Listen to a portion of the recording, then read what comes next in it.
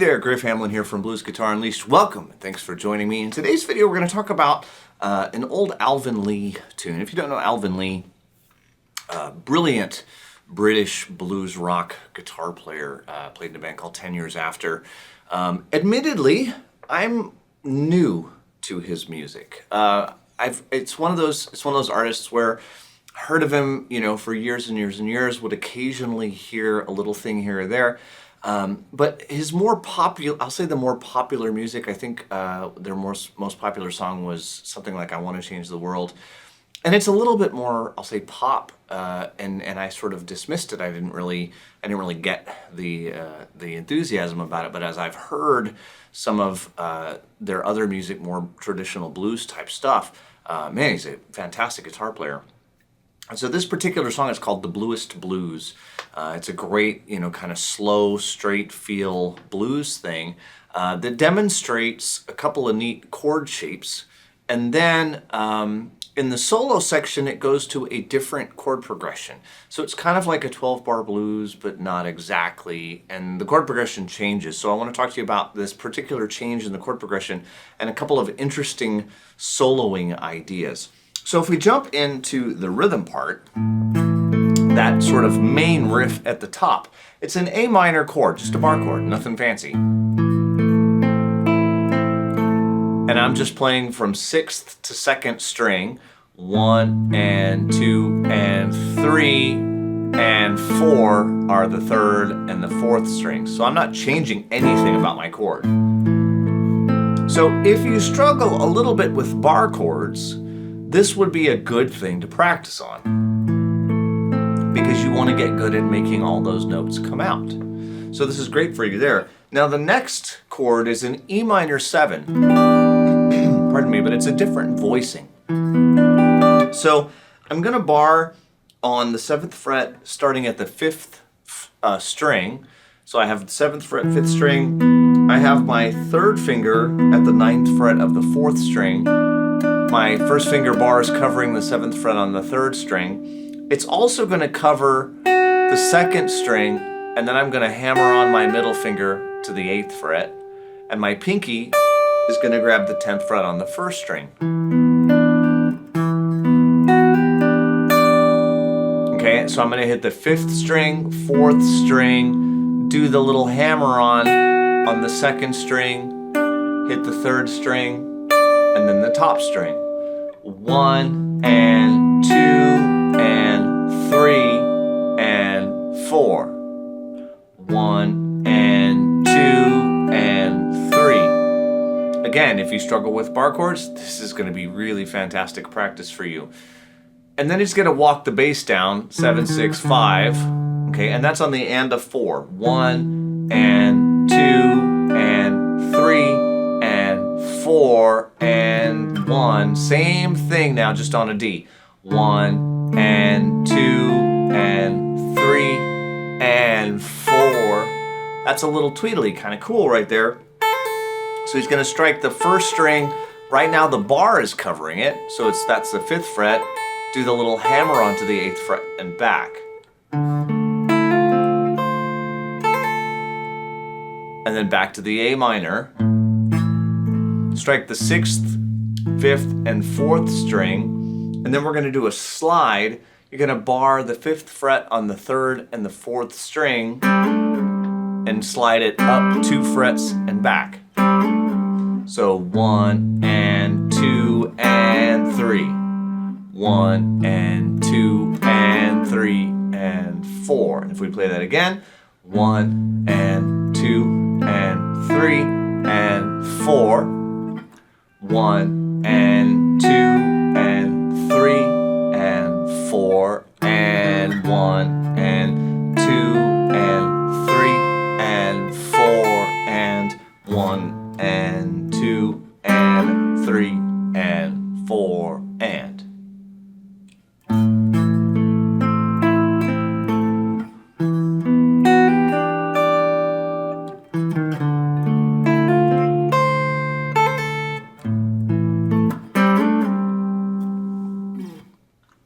And after all that, my hand's a little tired. Holding those bars for a long time. If you practice this, You may find that your hand gets a little bit tired. It does happen when you have to hold those bars like that. But it's going to be great for your hand strength. It's going to be great for your technique because you really got to watch where you place your fingers, right? You got to get up nice and close to the fret, right? Get your thumb in the back. Don't have if your thumb's over the top, it's never going to work out. I got all these clunked out notes because I can't open my hand up. So you got to get the thumb in the back. All the stuff we talk about with bar chords, those are things that you want to do. Okay, so that's kind of the main riff to the tune. And there are some subtle variations here and there, but that'll definitely get you through it. That'll get you through the verse part of the singing. And then what's going to happen is it's going to go to kind of a chorus. And it's really just an F chord. There's no like particular riff, just maybe strum an F and a G. And I'm just using the bar chords, F, G, A minor, right? Or you could just kind of strum it. 1, 2, 3, 4, 1, 2, 3, 4. And you could do the little arpeggio if you want.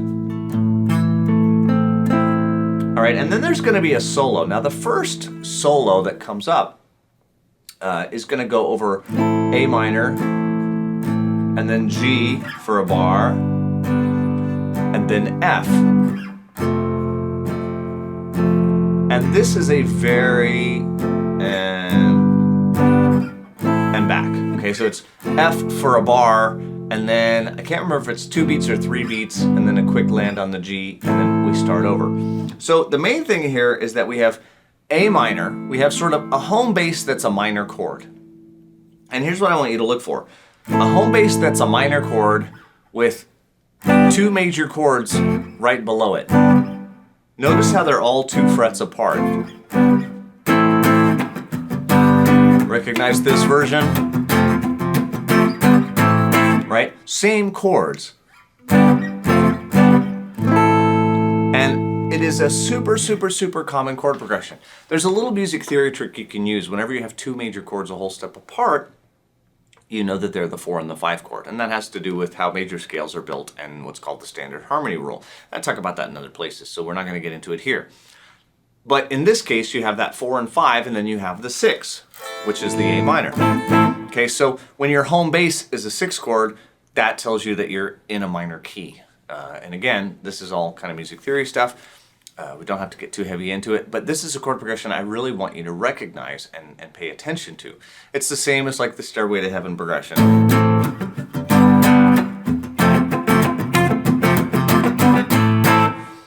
And there's gobs and gobs and gobs of songs that fall into this category, okay? A lot of times they might start on like an E minor, and then a C and a D, and then an E minor. There's tons and tons and tons of songs that fall into this category. So you want to get good at recognizing that particular chord progression. Here's why. You can, of course, use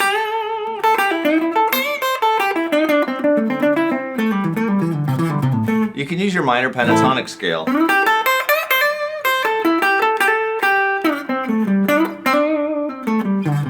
Whatever box. Right? Any box that you want, it doesn't matter. You can also use, because all these 3 chords are in the same key, they're officially for real in a key. So we can use a diatonic scale. And the diatonic scale that goes with this would be the natural minor scale. So the way you would play an A natural minor scale is A, B, and C, 5th, 7th, and 8th fret on the 6th string, 5, 7, and 8, D, E, and F on the 5th string, 5 and 7, which is the G and the A on the 4th string, shuffle over 4, 5th, and 6th, B, C, and D on the 3rd string, E at the 5th fret, F and G at the 6th and the 8th fret on the 2nd string, A, B, C, 5, 7, and 8 on the 1st string.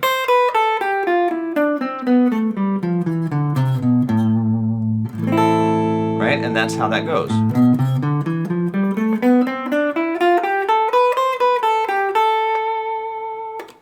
So if I were to, for example, play those chords into my looper, I could play that scale over the top of it, and it would kind of sound like this.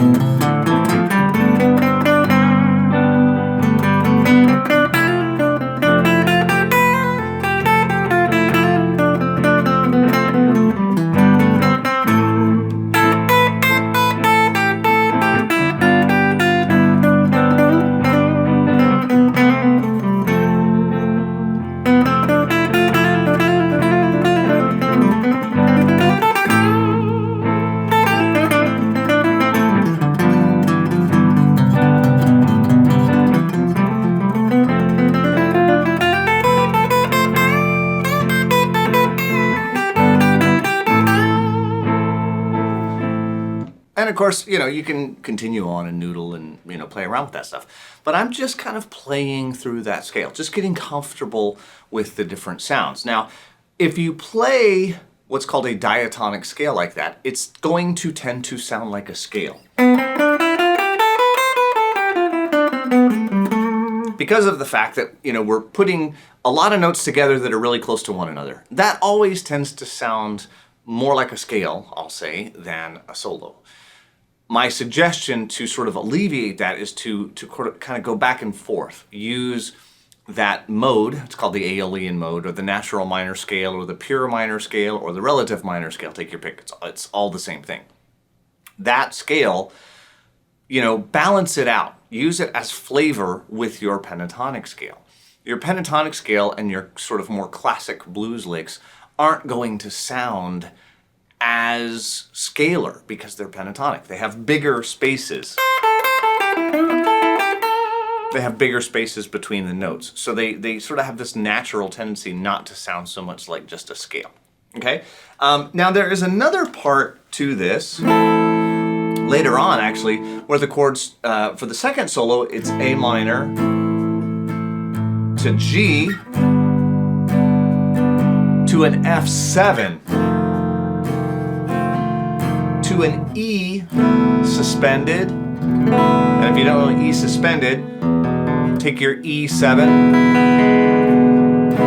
and just take that, instead of that first finger on the first fret of the third string, make it your third finger on the second fret of the third string.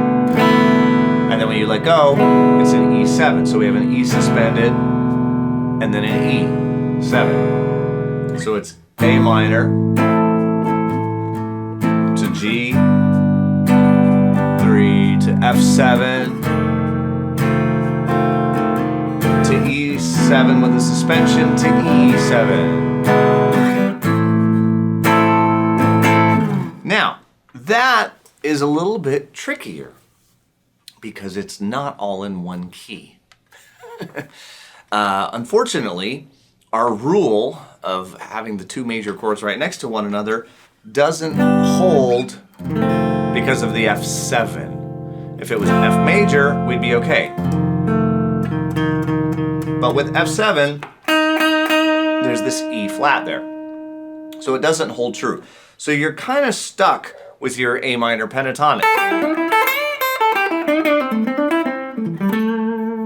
And then over the G, you could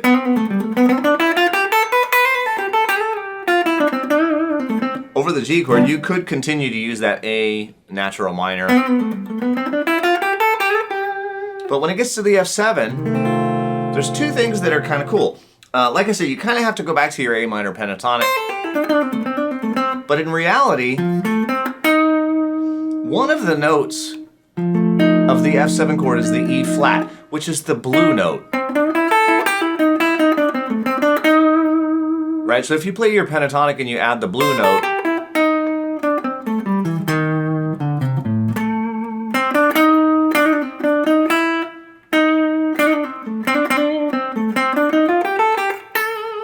what you're going to get is one of the notes out of that F7 chord, like I said.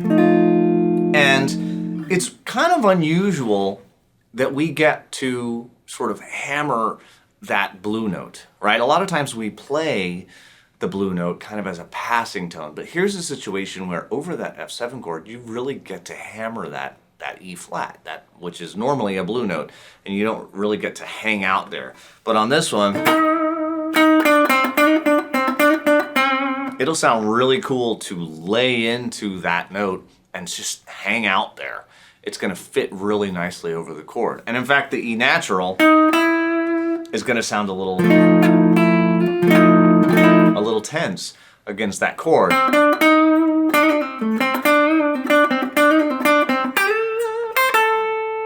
So you may not want to even use the E natural, which is, again, a really kind of unusual situation. Now, the E7 suspended to E7, in traditional music theory, that would actually be a case to play what's called the A harmonic minor. I'm not going to get too into the harmonic minor scale.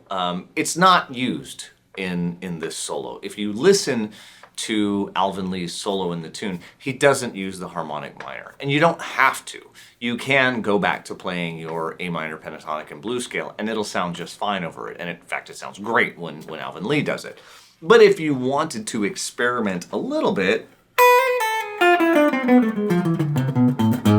you could get the A harmonic minor, which is the same as the natural minor, A, B, C, D, E, F, but it's instead of G at the 7th fret, it's G sharp at the 8th fret of the 4th string. A, B, C, D, E, F, G sharp. Again, instead of G at the 8th fret of the 2nd string, make it a G sharp, probably at the 4th fret of the 1st string. A.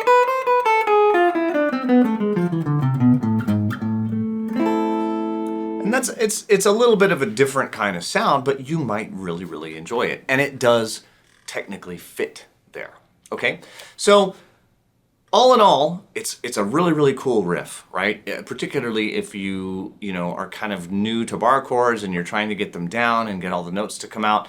Situations where you get to play an arpeggio like that and really test all the notes. Those are great situations because the impetus is on you to really be precise. And that precision will serve you in the long run. And then, if you are a soloist and want to try something new, you've got a couple of really kind of cool new sounds. You may not be super familiar with modes. I do have a course on modes called Modes Unleashed. Go figure, from the Blues Unleashed guy, yeah. There's a Modes Unleashed course that has all the different modes with it, and I do have a small course on the harmonic minor scale as well, if you're so inclined. I'll try and remember to leave links near this video for that. But all in all, I hope that you will take some time, listen to this song, and because it's a fantastic song with some really brilliant guitar playing. So definitely take some time to do that. But also, I hope you'll play around with it for yourself. And if you have any friends that you think would enjoy this video, please send it to them. And I'm Griff Hamlin from Blues Guitar Unleashed. I will talk to you soon. Take care.